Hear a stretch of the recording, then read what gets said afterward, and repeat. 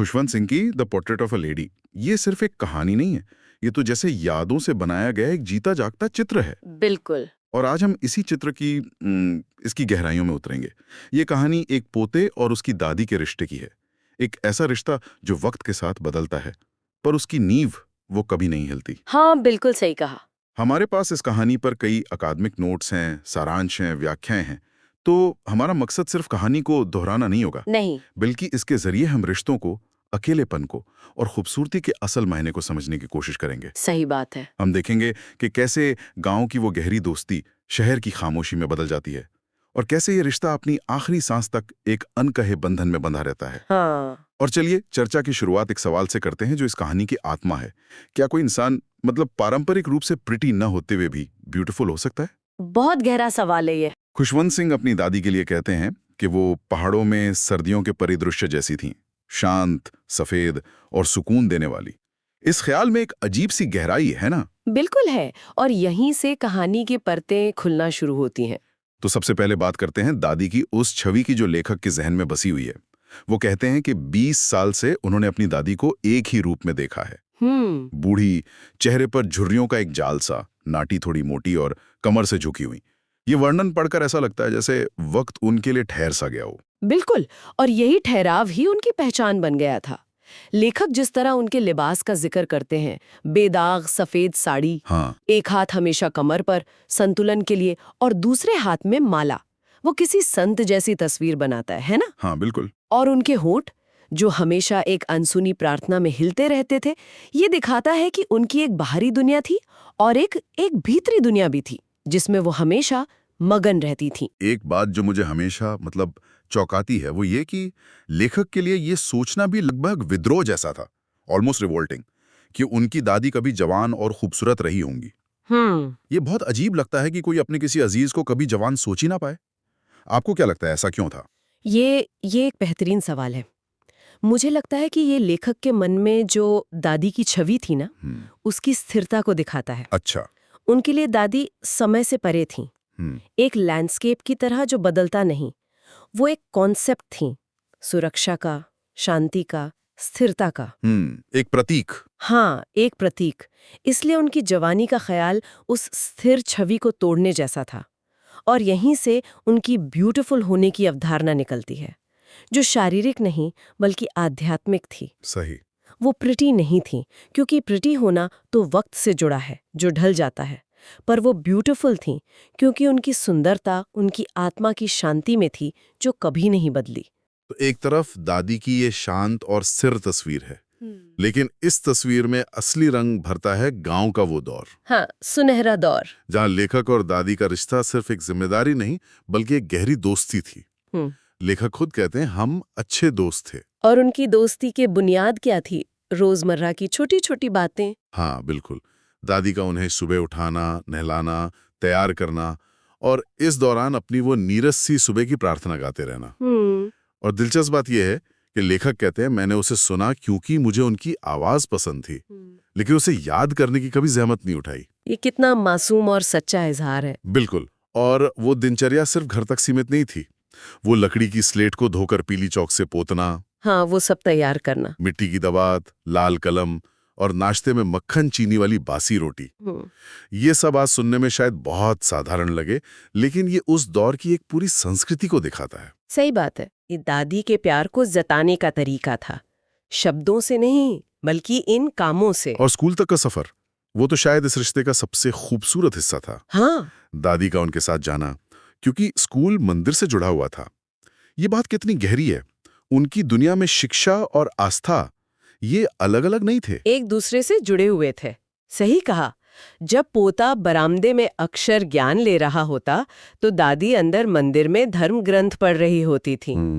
वो सिर्फ उसे स्कूल छोड़ने नहीं जाती थी, वो उस पूरी प्रक्रिया का, उस माहौल का हिस्सा बनती थी। और वापसी का सफर, वो कुत्तों वाला किस्सा। हाँ, गांव के कुत्तों को रोटियां खिलाना, वो कुत्ते जो गुर्राते और लड़ते हुए उनके पीछे आते थे।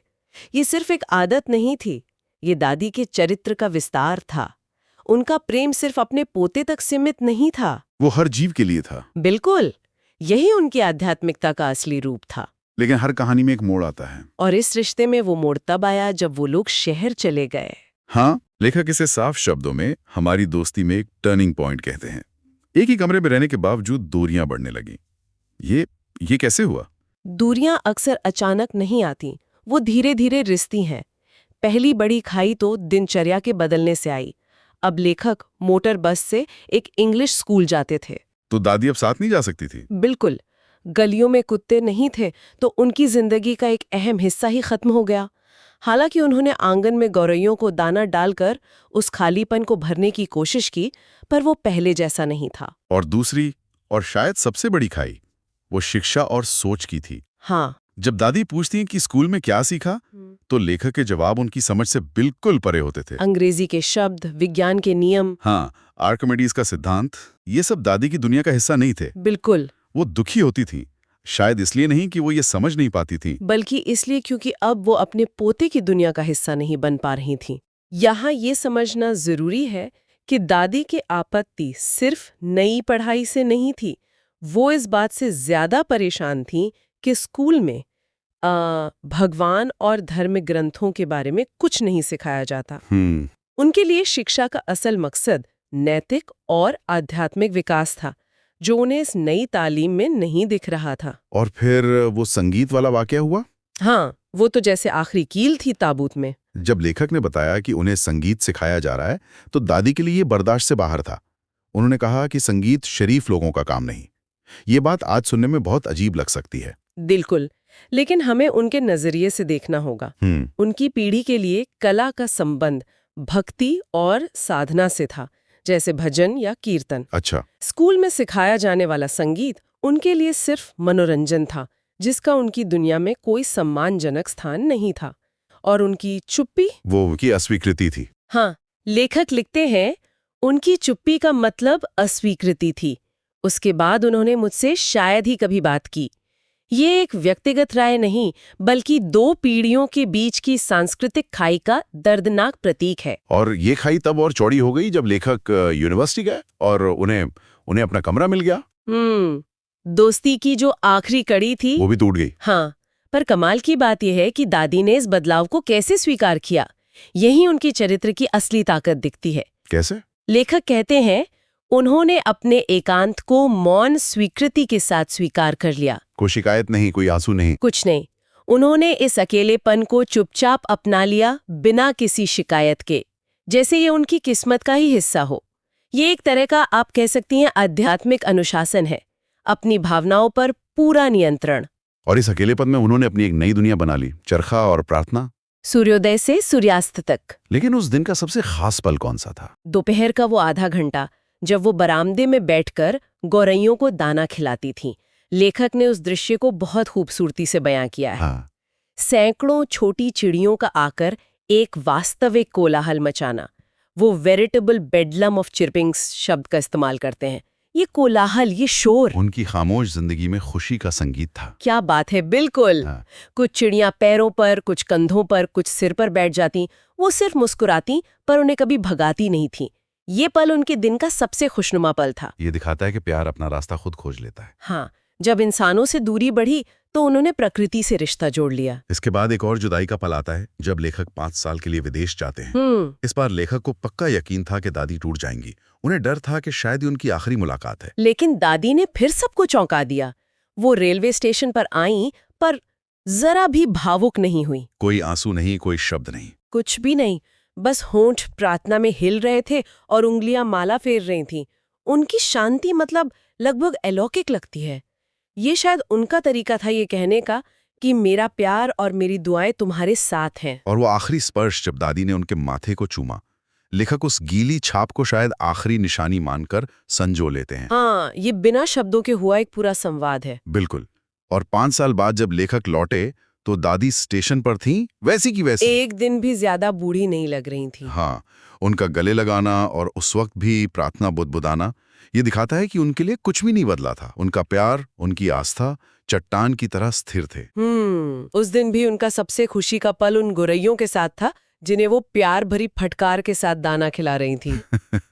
लेकिन उसी शाम कुछ ऐसा हुआ जो दादी ने अपनी पूरी जिंदगी में नहीं किया था। हाँ। पहली बार उन्होंने प्रार्थना नहीं की। ये तो उनके चरित्र के बिल्कुल खिलाफ था। बिल्कुल। ये कहानी का एक और शिखर है। उन्होंने पड़ोस की औरतों को जमा किया, एक पुरानी जर्जर ढोलक उठाई और घंटों तक गाती रही। हाँ, घंटों तक योद्धाओं के घर वापसी के गीत गाए। सोचिए, वो महिला जो हमेशा शांत और नियंत्रित रही, वो ढोलक को पीट पीट कर अपनी खुशी का इजहार कर रही थी। ये उनका अपने पोते के लिए बेशर्त प्यार का सबसे बड़ा प्रदर्शन था। बिल्कुल। उस एक शाम के लिए उन्होंने अपने जीवन भर के अनुशासन को तोड़ दिया। वो सिर्फ एक दादी नहीं, बल्कि एक योद्धा की माँ की तरह जश्न मना रही थी। लेकिन इस जश्न की उन्हें कीमत चुकानी पड़ी। अगली सुबह वो बीमार पड़ गईं। हल्का बुखार था, पर वो जानती थीं कि उनका अंत करीब है। और यहाँ भी उनकी दृढ़ता देखिए। हाँ, उन्होंने ऐलान कर दिया कि उनका अंत नजदीक है और वो अब बात करके अपना वक्त बर्बाद नहीं करेंगी। वो अपने आखिरी लम्हे सिर्फ ईश्वर को देना चाहती थी। फेरती रहीं और फिर जब माला उनके बेजान हाथों से गिरी और चेहरे पर एक शांतिपूर्ण पीलापन छा गया, तो सब समझ गए कि वो अपनी यात्रा पूरी कर चुकी हैं। और अब हम कहानी के सबसे मार्मिक, सबसे यादगार हिस्से पर आते हैं। दादी की मौत के बाद गौरैयों का वो मौन जुलूस। ये दृश्य सिर्फ भावुक नहीं है, ये कहानी को एक अलग ही स्तर पर ले जाता है। हजारों गौरैया बरामदे में और दादी के शव के चारों ओर चुपचाप आकर बैठ गईं। लेखक इस बात पर जोर देते हैं, कोई चहचहाहट नहीं थी, बिल्कुल खामोशी। वो शोर करने वाले पक्षी उस दिन खामोश थे। ऐसा लग रहा था जैसे वो शोक मनाने आए हैं।